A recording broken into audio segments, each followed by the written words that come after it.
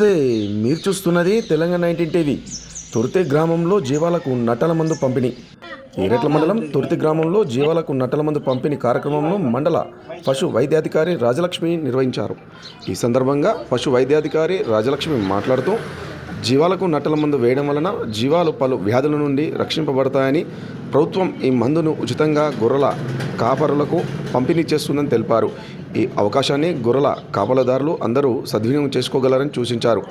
కార్యక్రమంలో గ్రామ సర్పంచ్ కౌడ భూమేశ్వర్, ఉప సర్పంచ్ సుమన్, పశు వైద్య సిబ్బంది, గొర్రెల కాపర్లు, ప్రజలు పాల్గొన్నారు. మరికొన్ని ప్రాంతీయ వార్తల కోసం చూస్తూనే ఉన్న తెలంగాణ 19 టీవీ.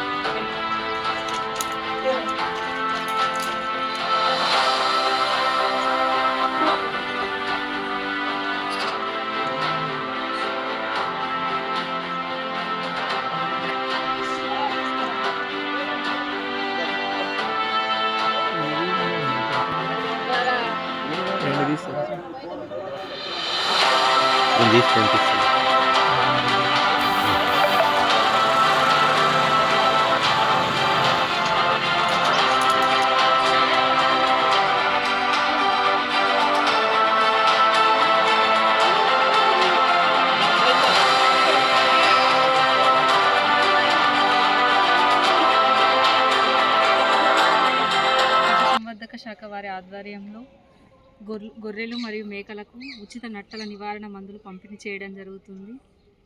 ఈ కార్యక్రమంలో సర్పంచ్ గారు, ఉప సర్పంచ్ గారు, పశు వైద్య సిబ్బంది, పశు వైద్యురాలు డాక్టర్ రాజలక్ష్మి.